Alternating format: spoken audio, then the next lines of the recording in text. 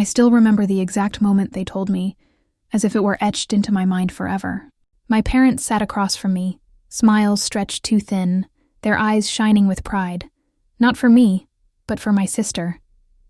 "We've decided to give your sister $80,000 to study in Paris," my mother said, her voice bright and deliberate. "But you don't deserve any help." The words landed like a punch I hadn't seen coming. I blinked, trying to process them, my chest tightening, stomach twisting. All the sacrifices I had made, the late nights studying, the jobs I'd taken to support my own dreams, suddenly seemed invisible. My sister, sitting there with a smug smile, didn't even flinch. She didn't have to earn this, didn't have to work for it, and I, her sibling, was written off. I forced a smile, nodding, swallowing a bitter lump, while anger and humiliation bubbled under my skin. My heart ached with disbelief. Why her? Why never me? I had spent years being careful, polite, and obedient. Yet here I was, utterly dismissed, my hopes quietly crushed. The house felt smaller, suffocating, as if it had conspired with them to make me feel worthless. I wanted to scream, to throw something, to make them see what it was like to be invisible.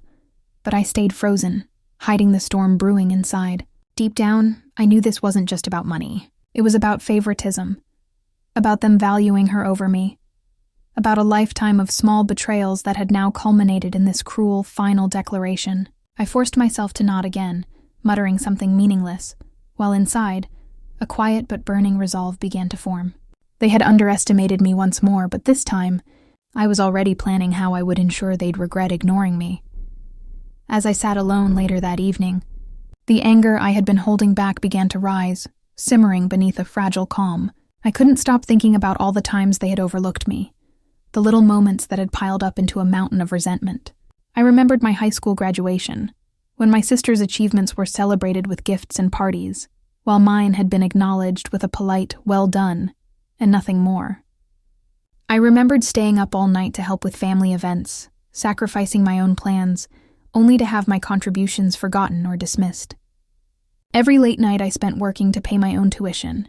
Every time I asked for advice or support and got silence in return, came rushing back in sharp, bitter clarity. Even small things, like how they had praised a cousin for a minor accomplishment but ignored my real successes, stung in a way that never seemed fair.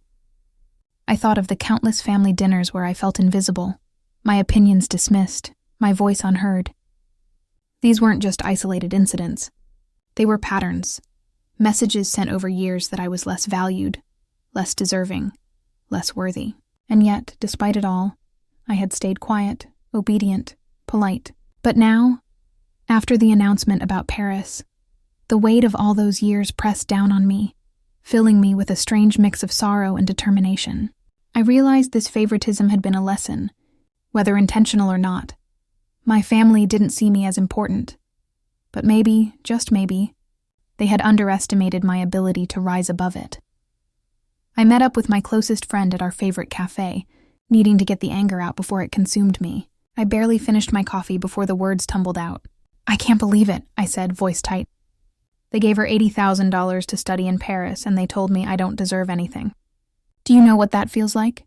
My friend reached across the table, squeezing my hand. "I know," they said softly, eyes steady.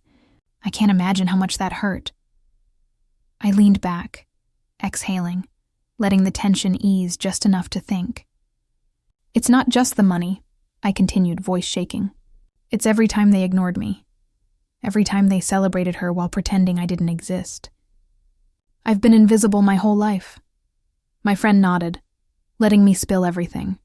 The overlooked achievements, the sacrifices, the silent humiliations. "You can't let this slide," they said finally, a hint of fire in their voice. "You deserve better. You need to make them see they were wrong." Their words sparked something inside me, a quiet but burning resolve. I realized I wasn't powerless. I had options, and maybe it was time to stop waiting for recognition and start creating it for myself. The conversation shifted to ideas, small, subtle ways to assert myself, to reclaim respect, to turn the tables.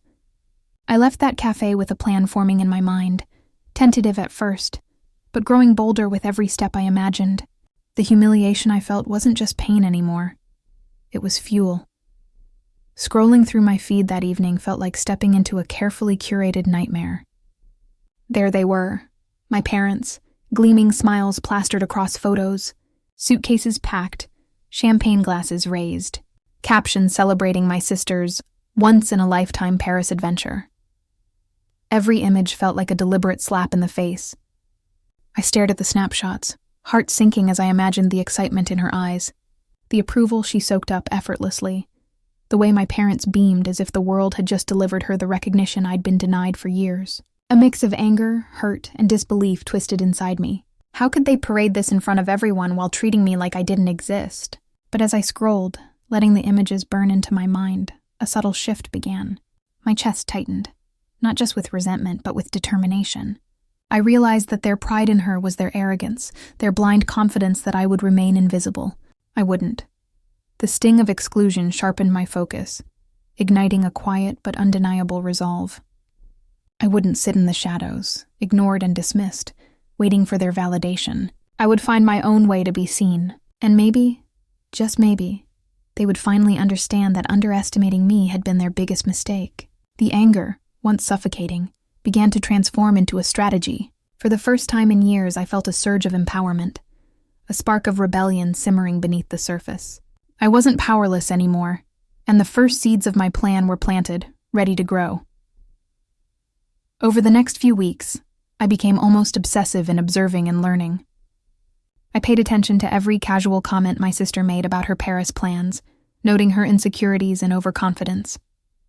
I discovered how little she actually knew about managing money, how dependent she was on our parents for guidance, and how fragile her social reputation really was. I started asking subtle questions to relatives and family friends, framing it as concern or curiosity, and gradually, details spilled out, tiny cracks in the image she projected so flawlessly.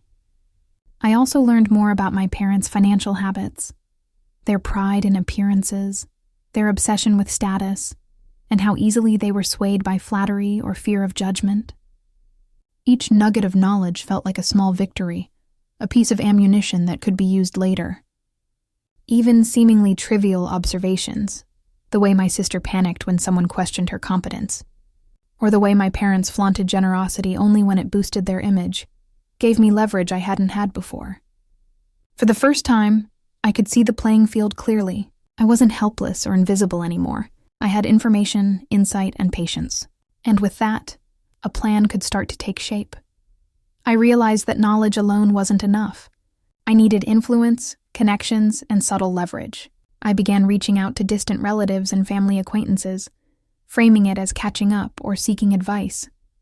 With each conversation, I carefully dropped hints about my ambitions, my dedication, and my overlooked achievements, letting my competence speak louder than their assumptions. I attended community events and small gatherings, positioning myself in rooms where I had previously been invisible. I introduced myself to mentors and professionals who had influence over academic and social opportunities, listening more than I spoke, but subtly making sure they remembered my name.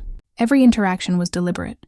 I observed who respected hard work, who valued intelligence, and who could be a potential ally. Even small gestures, a well-timed compliment, a shared memory, a thoughtful question, built subtle trust and credibility. Each connection felt like a chess piece being moved into place, a strategic step toward reclaiming the recognition I'd been denied. By the end of those weeks, I could sense a quiet shift. I wasn't just a passive observer anymore. I was carefully weaving a network of influence, a foundation that would eventually allow me to step out of the shadows and make them realize I was not to be underestimated. The family dinner started like any other, the familiar clinking of cutlery and forced small talk filling the room. My parents were glowing with pride over my sister's Paris trip, recounting every extravagant detail as if it were a coronation. I smiled politely, nodding, letting them feel in control, while beneath the surface I carefully prepared my move. When the conversation shifted to work and personal achievements, I casually mentioned a recent promotion, the project I had led successfully, and a client deal that had surprised even my superiors. I spoke with calm confidence, letting the details linger without gloating, watching as subtle shifts appeared across the table. My mother's smile tightened. My father's eyebrows shot up. Even my sister paused mid-bite. her eyes narrowing in disbelief. It wasn't a dramatic announcement, just quiet, undeniable evidence that I was competent, capable, and accomplished in ways they hadn't noticed, or refused to see.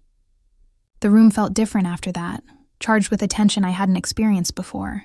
For the first time, they glimpsed that I was more than the overlooked child, that I had quietly built my own successes while they celebrated favoritism.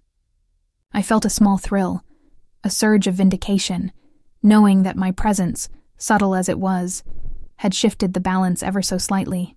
I smiled inwardly, savoring the first taste of power reversal, while silently plotting the larger moves still to come. Later that night, I replayed the dinner in my mind, expecting a sense of victory, but it never came. In the privacy of my room, the familiar weight of dismissal settled over me again. My parents had smiled politely when I mentioned my promotion, but later, behind closed doors, they downplayed it, making small, cutting remarks that made me feel invisible all over again. "It's not that impressive," my father muttered casually while glancing at the TV. "Anyone could manage a project like that." My mother sighed. "I guess it's good, but your sister's Paris program is far more meaningful." The words stung sharper than I expected. Anger, frustration, and doubt tangled inside me, whispering that maybe I was imagining my worth, that no matter what I achieved, they would always overlook me. Yet beneath the frustration, a quiet determination began to hum. Their inability to see me clearly wasn't a reflection of my value. It was their arrogance. I realized the challenge wasn't just proving them wrong. It was finding a way to make them understand, undeniably and publicly. The tension inside me escalated, a simmering storm that refused to be ignored. This dismissal was only fueling the fire that had been growing quietly for weeks. I wasn't defeated. I was planning. I spent hours thinking, pacing my room, letting every slight, every overlooked achievement, every humiliation feed the plan forming in my mind. It wasn't enough to succeed quietly this time. I needed a move that would be impossible to ignore, something public, undeniable, a moment that would finally make them realize exactly what they had underestimated. I considered my options carefully. A financial leap that would outshine their generosity, a legal maneuver exposing a truth they couldn't twist, or a social triumph that would put me at the center of admiration and respect. Each idea was weighed, tested, and refined in my imagination. I scribbled notes, calculated timing, and envisioned reactions. The shock in their eyes, the subtle panic when they realized their assumptions had been wrong, the ripple effect on relatives and friends who had silently sided with favoritism, the thrill of plotting, the anticipation of turning the tables, gave me a sharp edge of satisfaction I hadn't felt before. And then it struck me. They had no idea what was coming. Their arrogance, their blind favoritism, their certainty that I would remain in the shadows. It was all about to be undone. A chill of excitement ran through me. This wasn't just about revenge. It was about reclamation, validation, and finally stepping fully into the life I deserved. The plan was set in motion in my mind. Intricate, precise, and deliciously inevitable.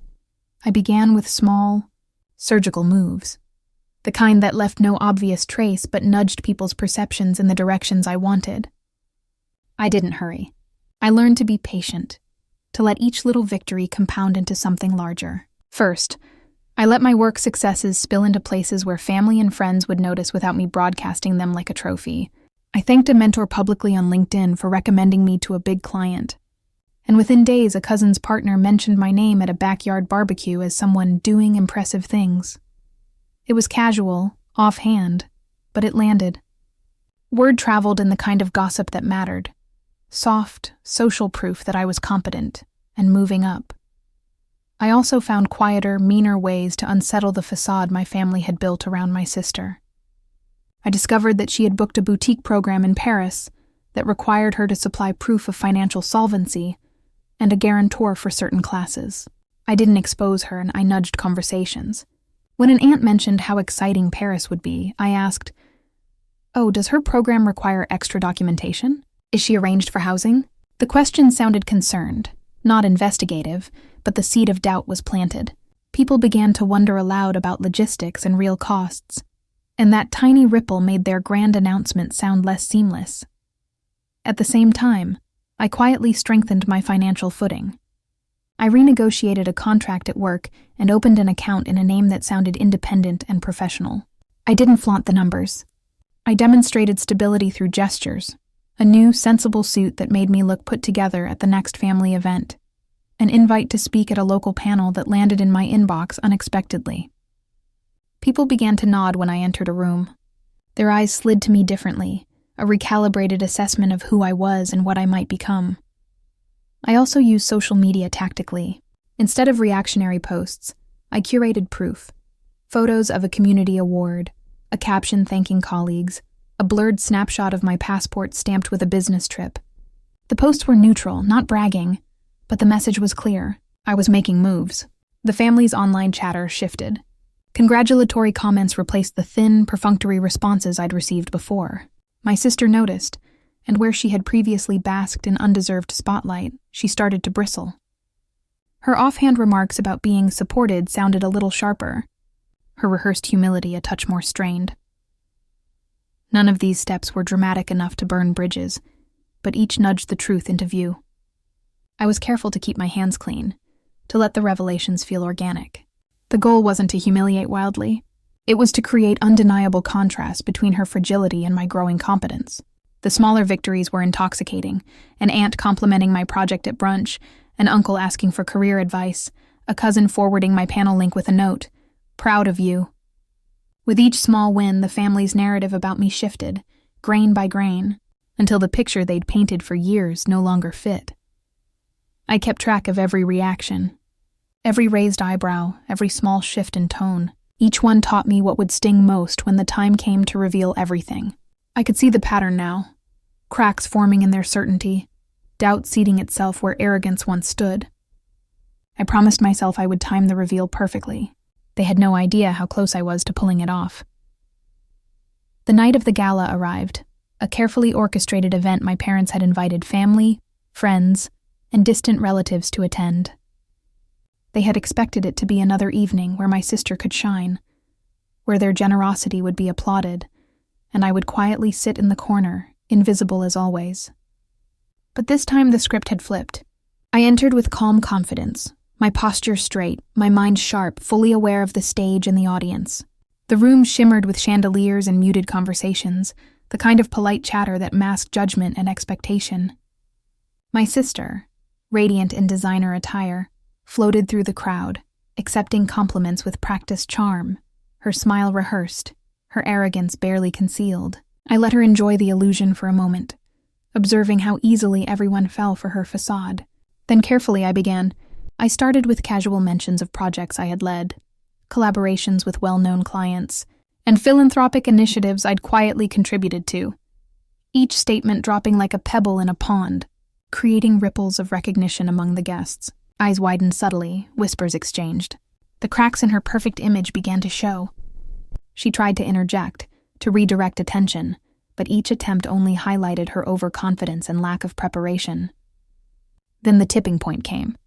A well-connected relative, one who had always admired my sister's charm, approached me privately, praising my strategic work and independent achievements. The conversation was audible enough for others to catch fragments, murmurs of admiration reaching my parents' ears. My mother's smile faltered. My father's eyes flickered with disbelief. The power balance in the room shifted imperceptibly but irrevocably. My sister, sensing the change, grew flustered, her carefully maintained composure cracking under the attention I had drawn without overtly challenging her. By the time dessert arrived, the whispers were unmistakable. Guests compared notes quietly.